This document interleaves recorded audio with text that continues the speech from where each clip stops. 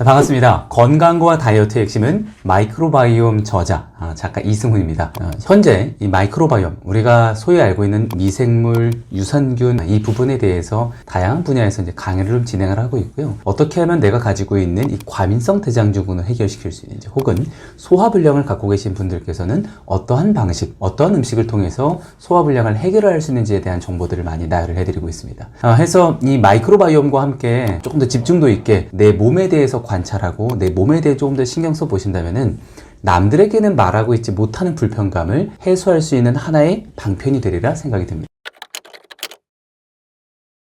많은 분들이 이제 좀 어렵게 느끼시는 단어 중에 하나가 이 마이크로바이옴인데요. 도대체 이게 뭐길래 이렇게 자주 등장하고 자주 보이는 거야? 라고 하시는 분들이 있을 거예요. 마이크로바이옴이라는 정의는 우리 인체, 그러니까 피부 겉표면, 머리부터 발끝까지, 그리고 신체 내장기관에 거주하고 있는 모든 미생물들을 통틀어서 마이크로바이옴이라고 얘기를 합니다. 그래서 이 마이크로바이옴에 대한 군집이라고 이제 보통 표현을 하는데, 얼굴만 봐도 코, 볼, 그 다음에 귀, 손, 발 다 군집하고 있는 미생물의 군집이 달라서 이 미생물의 다채로운 다양성을 표현하는 단어가 마이크로바이옴이다라고 생각을 해주시면 좋겠습니다. 자, 그래서 많은 분들이 얘기를 하세요. 도대체 살면서 장 건강이 왜 그렇게 중요합니까? 라고 물어보시는 분들이 있는데, 질문 하나 드려볼게요. 우리 인체에서, 우리 몸에서 가장 많은 독소가 모이는 곳은 어딜까요? 가장 많은 독소가 모이는 곳. 많은 분들이 이제 위요라고 생각하시는 분들이 있을 텐데, 더 많이 모이는 곳이 바로 장입니다. 장에는요, 외부에서 들어온 나쁜 노폐물들이나 세균들이나 바이러스들이나 이런 모든 것들이 집합이 되어 있는 곳들이거든요. 그러다 보니까 장이 탈락이 되면은 많은 분들이 속이 좀 불편하면서 하루가 조금 무너진다든지, 저 같은 경우에는 과민성 대장균이 굉장히 심해서 거의 25년 가까이를 힘들게 살았었거든요. 그래서 많은 분들이 간과하시는 게, 장 건강을 도대체 왜 챙겨야 돼요? 화장실만 잘 가면 되는 거 아니에요? 라고 하시는 분들이 많이 계시는데, 이 배변은요, 장이 하는 역할 중에 정말 극히 일부분에 지나지 않습니다. 장이 왜 중요하냐면, 일단 밥을 먹었어요. 밥을 먹었으면 우리 소화기관 내에서 어떻게 되죠? 음식, 영양소를 발효시키고 흡수하는 역할도 해요. 그리고 더불어서 여기에 소화기관 내에 우리가 잘 알고 있는 미생물, 즉 유산균이라는 애들이 살고 있어요. 유익균과 유해균이라는 녀석들이 살고 있는데, 이 균주들이 음식을 먹으면서 만들어내는 다양한 대사산물들이 있고요. 그리고 해독도 담당을 하고요. 그 다음 염증을 방어하는 일들을 함께 하고요. 여기에서 제일 중요한 면역을 담당하는 일들도 함께 하고 있기 때문에, 내가 태어났어, 그리고 삶을 마감하는 그 순간까지 제일 중요하게 관리해 주셔야 되는 곳이 바로 장이다 라고 얘기를 드릴 수가 있어요. 쉬운 예시로 이렇게 말씀드려 볼게요. 밥을 먹었어요. 근데 소화가 안 되고 영양소 흡수를 못하네. 소장 육모에서 영양소 흡수를 못하네. 그럼 어떻게 될까요? 죽어요. 나와 있잖아요. 밥을 먹었는데 소화 흡수가 안 돼? 활동시킬 수 있는 에너지를 만들어내지 못하기 때문에 결국은 기아 상태로 가거나 혹은 큰 일을 치를 수가 있습니다. 그렇기 때문에 단편적인, 극단적인 예시를 드리긴 했지만, 그만큼 장 건강을 꾸준하게 관리해 주시는 습관을 가지시는 게 중요합니다. 많은 분들이 장 건강, 장 질병과 관련해서 많이 물어보시는 게 이 과민성 대장증후군이 있어요. 일단 제 경험 먼저 얘기를 드리면, 저는 극도로 심했던 과민성 대장증후군 환자였어요. 혹시 여러분 하루에 설사 때문에요, 화장실 15번 이상 가보신 적 있어요? 전 가봤거든요. 그렇게 몇 년을 살았냐면, 정확히 기억해요. 초등학교 3학년 때부터 30살이 넘어가는, 거의 한 31살 때까지였던 것 같습니다. 25년이 넘는 기간 동안 너무나 고생을 많이 했어요. 진짜 너무나 고생을 많이 했어요. 배변감, 우리가 화장실에 가고 싶다는 생각에 배변감이 생기면 진짜 1분이에요. 1분 이내에 화장실을 가지 않으면, 어렸을 때는요, 지금에 와서 얘기하는 거지만 초등학생 때는 진짜 실수 많이 했어요. 화장실에 가야 되는데 배변감이 생겼어. 근데 그 자리에서 바로 30초 이내에 일을 봐야 되는데, 운동장에 가 있는데 어떻게 화장실을 뛰어갈 수가 있겠어요? 그래서 어릴 적에는 정말 큰 이 실수들을 했었던 경험도 있었고요. 또 한켠으로 이런 분도 계세요.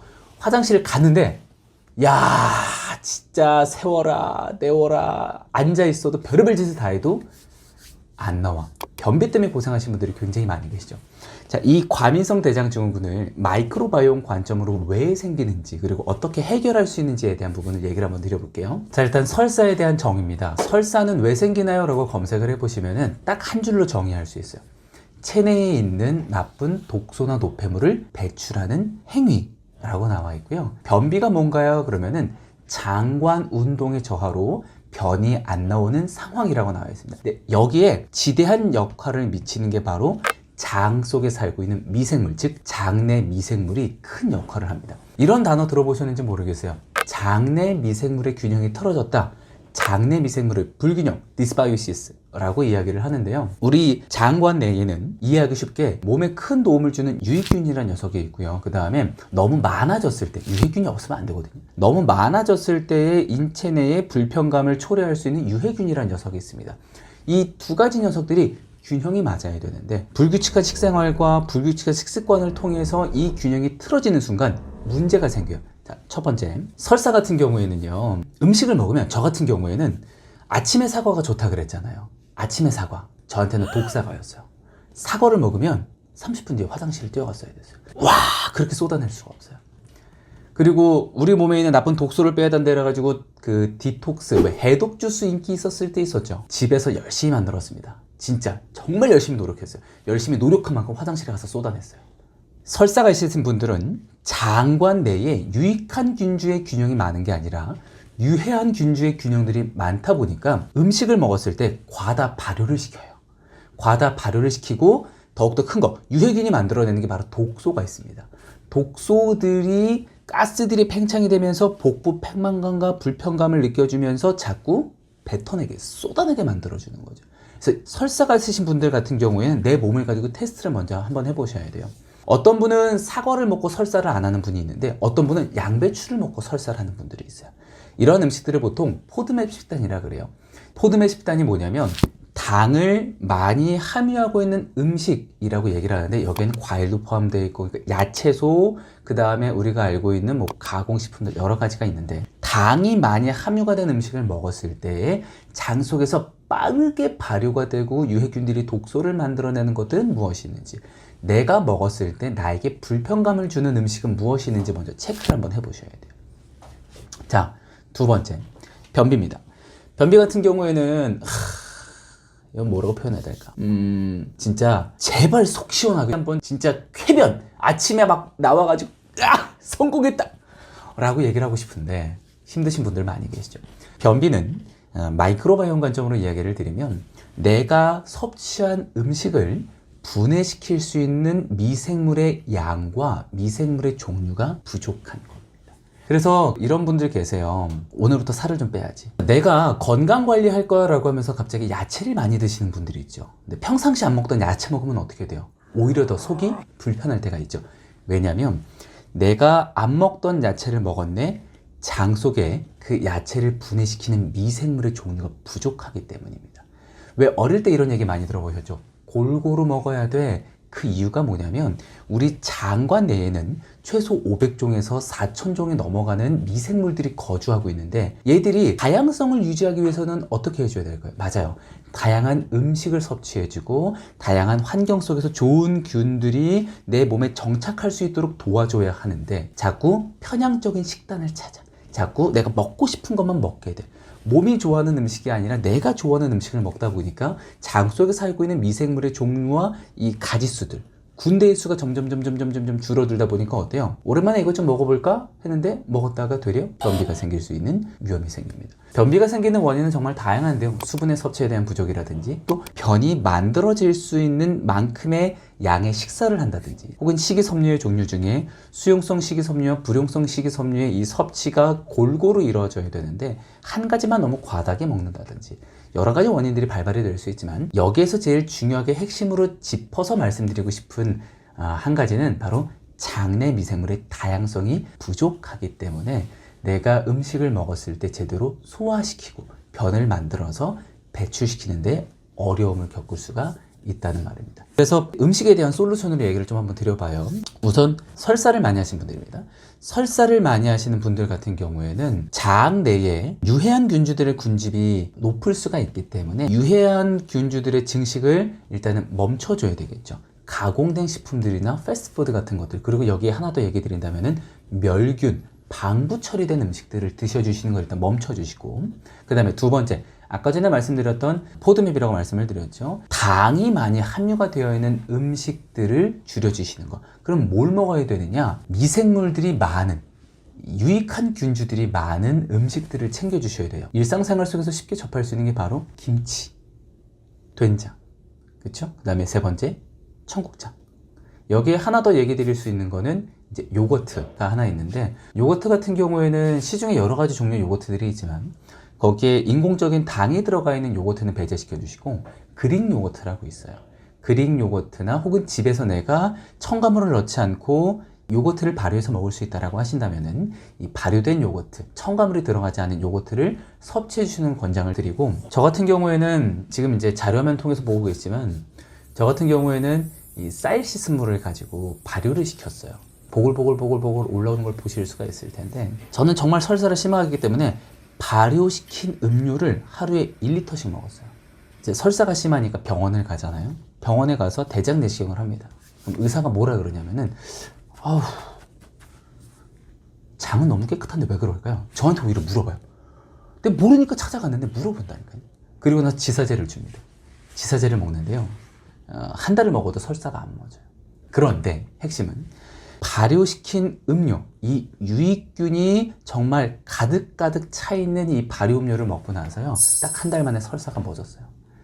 개인마다 환경이 다르고 장의 환경이 다르기 때문에 100%입니다 라고 얘기를 드리기에는 위험이 좀 높지만, 그래도 시도해 볼 만하다 라고 얘기를 드릴 수가 있겠습니다. 장내의 환경을 바꿔줄 수 있는 발효시킨 음료를 챙겨주시는 것을 추천을 드려봅니다. 변비입니다. 변비 같은 경우에는 내가 평상시에 어떻게 음식을 편향적으로 먹고 있나 한번 생각해 주시면 좋을 것 같아요. 그래서 그런 얘기 들어보셨을 거예요. 아침 저녁으로 바나나 하나씩 챙겨 먹어라 라는 얘기도 한번 들어보셨을 테고, 그리고 음식을 드실 때요, 우리 몸은 탄수화물, 단백질, 지방, 비타민, 미네랄, 식이섬유를 골고루 먹어줘야 되는 환경에 놓여져 있습니다.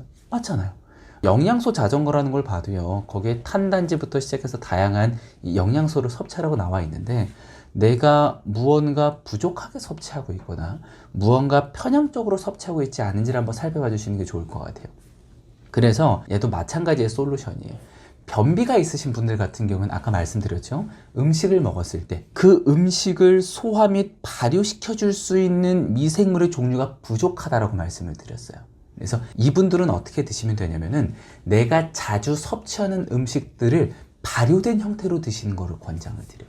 예를 들어서 물을 하나 먹더라도 물을 발효시킨 절임무 같은 거, 예를 들면은 우리 같은 경우에는 뭐 깍두기라든지 총각김치라든지 그 외에 다양한 묵은지 같은 것들이 있겠죠. 그리고 소화가 좀 잘 안 되시는 분들 같은 경우에는 추천드리는 거는 식초. 요즘에 발효식초들 많이 나와 있죠. 발효식초들, 아침 저녁으로 식초를 생수에 타서 한 잔씩 드셔주시거나, 혹은 식사 전후를 기점으로 해가지고 식초를 한 잔씩 드셔주시면은 소화에 도움도 되고 변비를 해소하는 데에도 어느 정도 도움을 드릴 수 있을 거라고 말씀드릴 수가 있겠습니다. 그리고 한 가지 더 얘기를 드린다면은, 변비를 해결하고 싶어서 이 생야채소를 드시는 분들이 많이 계시는데, 되려 생야채소를 많이 드셨다가 변비가 더 심해지는 경우가 있어요. 이럴 때는 여러분도 잘 아시죠? 어떤 영양소 군집에 따라 다른데요, 당근 같은 경우에는 지용성 영양소 비타민 A를 섭취해야 되기 때문에 이 단단한 섬유질이 많거나 이런 단단한 재질의 생야채소 같은 경우에는 살짝 볶아 주신다든지 데쳐 주신다든지, 혹은 삶아서 먹어도 괜찮은 야채가 있다면, 야채소가 있다면은 삶아서 드셔 주신다면은 훨씬 더 내 몸이 받아들이는데 부담이 덜해질 거라고 말씀을 드릴 수가 있겠습니다.